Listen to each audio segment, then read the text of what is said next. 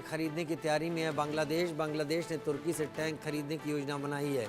भारत और म्यांमार सीमा पर वो टैंकों को तैनात करेगा। भारत ने जवाब दिया, हम हर हरकत पर पैनी नज़र रखे हुए हैं।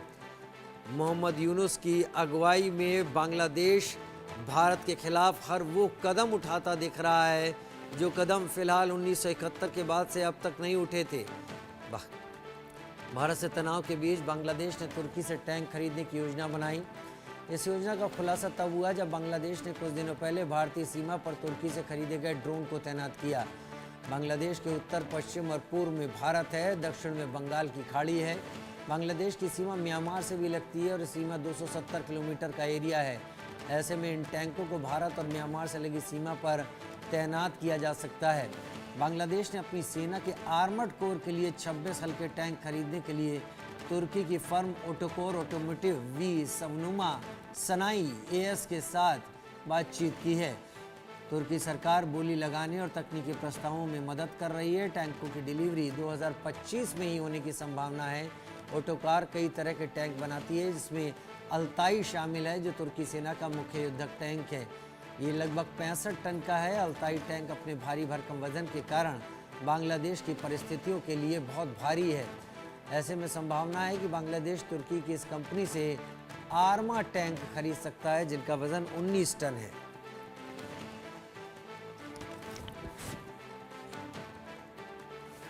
रैनिक मेरे साथ लाइव ज़्यादा जानकारी के साथ इस वक्त जुड़ गए हैं। रैनिक, बांग्लादेश क्या चाहता है और ये क्या तैयारी हो रही है?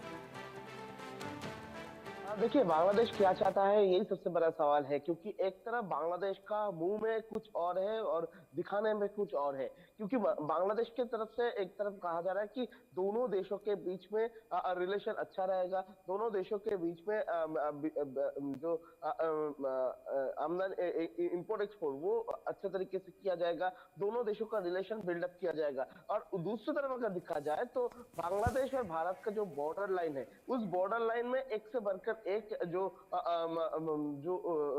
युद्ध की तैयारी वो दिखाई दे रहा है बांग्लादेश की तरफ से। क्योंकि कुछ दिन पहले देखा गया था कि टर्किश ड्रोन का इस्तेमाल बांग्लादेश भारत बॉर्डर में किया गया था। बांग्लादेश की तरफ से टर्किश TB2 ड्रोन का इस्तेमाल सिर्फ जासूसी के लिए नहीं, वो अटैक करने में भी सक्षम है। इस तरीके का जो हाई टेक्नोलॉजी ड्रोन, इसका इस्तेमाल किया गया था। अभी दिखाई दे रहा है कि वही टर्की से वो लोग अभी टैंक खरीदने का बात कर रहे हैं। टैंक खरीदने में वो आर्मर टैंक खरीदने का प्लानिंग कर रहे हैं बांग्लादेश। और बांग्लादेश की तरफ से ये टैंक को म्यांमार सीमा और भारत सीमा, ये दोनों सीमा में तैनात किया जा सकता है। तो एकदम साफ है कि बांग्लादेश वॉर का प्रिपरेशन जो है बांग्लादेश की तरफ से लिया जा रहा है। मगर दूसरी तरफ बांग्लादेश की तरफ से कहा जा रहा है कि भारत और बांग्लादेश दोनों देशों के बीच में रिलेशन अच्छा रहेगा। क्योंकि दूसरी तरफ अगर देखा जाए तो बांग्लादेश को अब सबसे जरूरी चीज है कि बांग्लादेश में आने वाले टाइम में जो इलेक्शन है, उस इलेक्शन में किस तरीके से मोहम्मद यूनिस को वोट बैंक तैयार किया जाए। मोहम्मद यूनिस कौन से मुद्दे को सामने रखते हुए खुद वोट मांगे। और इसी को सामने रखते हुए बांग्लादेश में अभी एक तरफ जब बांग्लादेश में युद्ध का तैयारी भी लगे हुए हैं, ठीक उसी टाइम पर भारत के साथ समझौता का बात भी बांग्लादेश की तरफ से किया जा रहा है। बांग्लादेश का आर्मी चीफ की तरफ से भी कहा जा रहा है कि भारत के साथ वो लोग दुश्मनी नहीं चाहते हैं, भारत के साथ वो लोग अच्छे रिलेशन बिल्डअप करना चाह रहे हैं। दूसरी तरफ अगर देखा जाए तो भारत के खिलाफ में जो साजिश, वो भी लगातार बांग्लादेश में दिखने को मिल रहा है। तो एकदम साफ है कि मोहम्मद यूनिस असल में क्या चाहते हैं ये अभी तक मालूम नहीं पड़ा है। क्योंकि मोहम्मद यूनिस दिखाता कुछ और है और मन में मोहम्मद यूनिस का दूसरा कुछ रहता है। और इसी के तहत ये इस तरीके का जो ये हरकत बांग्लादेश का इंटरिम गवर्नमेंट की तरफ से किया जा रहा है। दूसरी तरफ अगर देखा जाए तो कुछ दिन पहले भी दिखा गया था पाकिस्तान के साथ बांग्लादेश का जो रिलेशन है वो दिन पे दिन और भी डेवलप हो रहा था। और पाकिस्तान 1971 जैसे फिर से बांग्लादेश में घुसने का जो कोशिश वो पाकिस्तान की तरफ से लगातार किया जा रहा है। और ठीक इसी टाइम पर पाकिस्तान और बांग्लादेश का ये रिलेशन बिल्डअप के बीच पर टर्किश जो वॉर का हथियार जो है, एक तरफ आर्मर टैंक हो, एक तरफ TB2 जैसे हाई टेक्नोलॉजी ड्रोन हो, इस तरीके का ड्रोन को बांग्लादेश खरीदना। दूसरी तरफ चाइना की तरफ से बांग्लादेश के साथ कांटेक्ट करना, बांग्लादेश चाइना से जो फाइटर जेट और उसके साथ अटैक हेलीकॉप्टर, इस तरीके का जो सामान खरीदने का बात करना, एकदम साफ है कि बांग्लादेश का नियत साफ नहीं है। बांग्लादेश की तरफ से इस तरीके का चीज खरीद कर भारत के खिलाफ में एक चैलेंज देने का कोशिश बांग्लादेश की तरफ से फिलहाल किया जा रहा है, और जिसका कारण नहीं इस तरीके का चीज बांग्लादेश की तरफ से खरीदा जा रहा है। दूसरी तरफ बांग्लादेश ये जानता है कि अगर भारत के साथ वो चैलेंज लेना चाहे तो वो मुमकिन नहीं है, क्योंकि भारत की तरफ से बांग्लादेश में 28 ऐसा सामान एक्सपोर्ट किया जाता है जिस सामान की वजह से बांग्लादेश में भूखमरी भी हो सकता है। और इसी वजह से सावधानता मानते हुए बांग्लादेश की तरफ से भारत के साथ अच्छा रिलेशन बिल्डअप का बात भी किया जा रहा है। दूसरी तरफ भारत के खिलाफ में साजिश भी रचा जा रहा है। तो एकदम साफ है कि 2025 साल का एंड पर या तो 2026 साल का शुरुआत पर जब इलेक्शन होगा तब मोहम्मद यूनुस की तरफ से कौन से टॉपिक को रखा जाएगा कि उनका ये जो इंटरिम पीरियड में वो कौन सा ऐसा काम किए थे जिस कारण में उनको वोट मिल पाए, इसका ही राजनीति अभी मोहम्मद यूनुस की तरफ से किया जा रहा है, और जिसका नतीजा पर कट्टरपंथियों को समर्थन, दूसरी तरफ वॉर का प्रिपरेशन, भारत के खिलाफ में साजिश, और दूसरी तरफ भारत से अच्छे बात बोलकर भारत से जो रिलेशन बिल्डअप करके भारत से सामान खरीद कर देश को संभालना, ये सब काज अभी मोहम्मद यूनुस की तरफ से किया जा रहा है। एकदम इलेक्शन का प्रिपरेशन के रूप पर बोल सकते हैं। रहने के इस बीच इंडिया बांग्लादेश बॉर्डर के क्या हाल है? देखिए, इस सबसे महत्वपूर्ण चीज है इंडिया बांग्लादेश बॉर्डर में जिस जगह में फेंसिंग नहीं है उस जगह में बीएसएफ को बहुत सारे चैलेंजेस का सामना करना पड़ रहा है। दूसरी तरफ बांग्लादेश और भारत जो बॉर्डर लाइन है, करीब 4000 किलोमीटर का जो बॉर्डर लाइन है, उस 4000 किलोमीटर बॉर्डर लाइन पर जिस जगह में फेंसिंग नहीं है उस जगह में सबसे ज्यादा इन्फिल्ट्रेशन का कोशिश अभी हो रहा है, ऐसा बीएसएफ का सूत्रों के हवाले से खबर है। बीएसएफ का कहना है कि बहुत सारे लोग बांग्लादेश से भारत में आ रहे हैं और भारत में इलीगल तरीके से अंदर आने का जो कोशिश वो किया जा रहा है। दूसरी तरफ अगर देखा जाए तो दूसरा और एक तस्वीर सामने आ रहा है भारत बांग्लादेश बॉर्डर से। तस्वीर क्या है कि बांग्लादेश में जो लोग हिंदू हैं वो लोग अत्याचारित होकर बांग्लादेश छोड़कर भारत में आ रहे हैं, वो भी भारत में आने का मेडिकल वीसा लेकर, मतलब मेडिकल वीसा लेकर आने के बाद जब वीसा एक्सपायर हो रहा है तब भी वो लोग रुक जाने का कोशिश जो है उनकी तरफ से किया जा रहा है। और इसी को लेकर अभी जो एसटीएफ स्पेशल टास्क फोर्स जो है उनके तरफ से भी कार्रवाई चालू कर दिया गया है। बहुत सारे लोगों को गिरफ्तार किया गया है, दिल्ली एसटीएफ की तरफ से भी गिरफ्तार किया गया है, असम एसटीएफ की तरफ से भी गिरफ्तार किया गया है, वेस्ट बंगाल एसटीएफ की तरफ से भी गिरफ्तार किया गया है। इस तरीके का जो एसटीएफ है, स्पेशल टास्क फोर्स, उनकी तरफ से ये इस तरीके का जो इलीगल ट्रेसपासर है उनके खिलाफ में जो कार्रवाई किया जा रहा है। और बॉर्डर में जो बीएसएफ की तरफ से सुरक्षा का तैनाती और भी इंक्रीज कर दिया गया है। जिस जगह में फेंसिंग नहीं है उस जगह में सबसे ज्यादा बीएसएफ की तरफ से निगरानी रखा जा रहा है। रात के अंधेरे में भी जो पेट्रोलिंग होता था वो पेट्रोलिंग का परिमाण भी इंक्रीज कर दिया गया है। तो पेट्रोलिंग भी यहाँ पर बढ़ा दी गई है, लेकिन बांग्लादेश के अंदर अभी हाल क्या है जिसका असर सीधा भारत पर पड़ रहा है, जिसकी वजह से?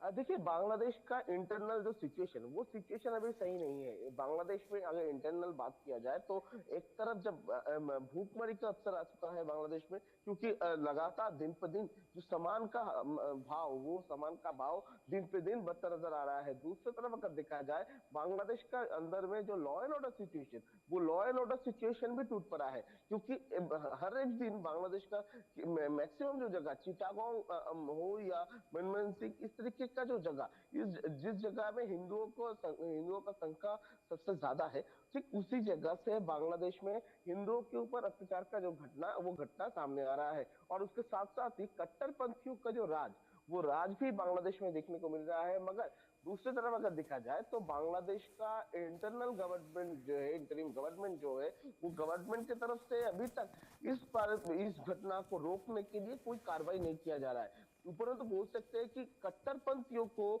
समर्थन कर रहे मोहम्मद यूनिस, और इसी वजह से कट्टरपंथियों के खिलाफ में कोई कार्रवाई करने के लिए राजी नहीं है मोहम्मद यूनिस, और इसी वजह से कोई कार्रवाई भी नहीं देखने को मिल रहा है। दूसरी तरफ अगर देखा जाए तो चिन्मय कृष्ण दास, जिस चिन्मय कृष्ण दास का गिरफ्तारी को लेकर सबसे ज्यादा चर्चा हुआ था, अभी चिन्मय कृष्ण दास को छुड़वाने के लिए एडवोकेट का जो टीम जब कोर्ट में जाते हैं, उसी टाइम पर भी कोर्ट का अंदर में जो एडवोकेट्स है उनके तरफ से भी जो भारत के खिलाफ में जो स्लोगन, वो स्लोगन भी अभी देखने को मिल रहा है। तो एकदम साफ है कि बांग्लादेश का जो परिस्थिति वो एकदम ही पूरा नष्ट हो चुका है। बांग्लादेश का जो शांति, वो शांति नष्ट हो चुका है, और जिस कारण में बांग्लादेश को कहा जाता था सोनार बांग्ला, वो सोनार बांग्ला अभी सोनार बांग्ला नहीं रहे। और इसका पीछे कारण एक ही लोग है, वो है मोहम्मद यूनिस, क्योंकि मोहम्मद यूनिस की तरफ से जिस तरीके से पहले दिन से ये लॉ एंड ऑर्डर सिचुएशन को संभालना चाहिए था, वो संभालने में नाकाम रहे मोहम्मद यूनिस।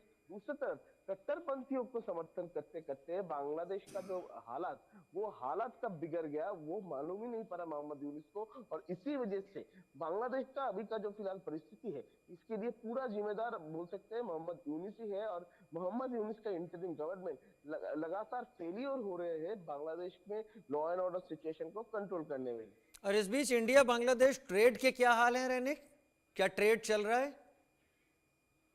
हाँ देखिए, भारत और बांग्लादेश के बीच में जो नॉर्मल ट्रेडिंग जो है वो नॉर्मल ट्रेडिंग चल रहा है। जैसे कि पेट्रोल बेनीपुर बॉर्डर जो है, उस बॉर्डर में जो इंपोर्ट एक्सपोर्ट होता था वो इंपोर्ट एक्सपोर्ट हुआ जा रहा है। दूसरी तरफ भारत के पास से बांग्लादेश की तरफ से चावल मांगा गया था, और भारत की तरफ से वो चावल देने पर राजी भी भारत हो गया था।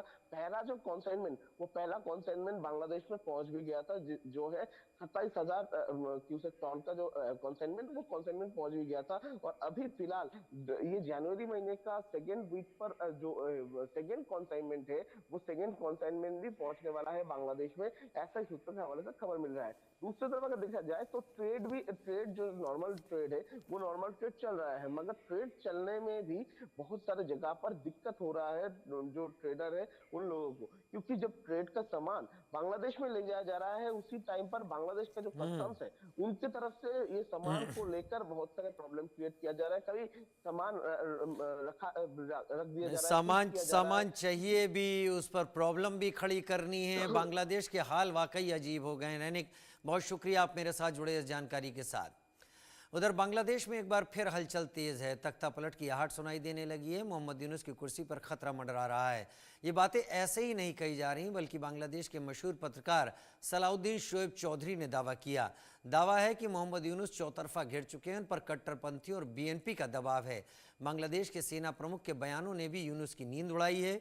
यही वजह है कि बांग्लादेश के पत्रकार ने दावा किया कि यूनुस जनवरी में ही बांग्लादेश छोड़कर भाग जाएंगे। लेकिन फिर क्या होगा? क्या बांग्लादेश में कट्टरपंथियों का राज हो जाएगा? ये सवाल इसलिए खड़े हो रहे हैं क्योंकि बांग्लादेश में कट्टरपंथी बेलगाम हैं, खुलेआम लोगों को धमका रहे हैं, मारपीट कर रहे हैं। अब उन्होंने होटल मालिकों को फरमान सुनाया कि जिन होटलों में बीफ परोसा नहीं जाएगा उन्हें बंद कर दिया जाएगा। तो बांग्लादेश में क्या वही होगा जो कट्टरपंथी चाहेंगे? क्या बांग्लादेश की हालत बद से बदतर होने वाली है? क्या जनवरी में फिर बांग्लादेश की सड़कों पर बवाल होने वाला है?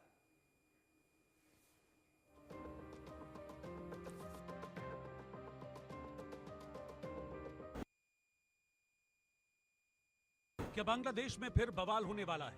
क्या यूनुस के साथ भी वही सुलूक होने वाला है?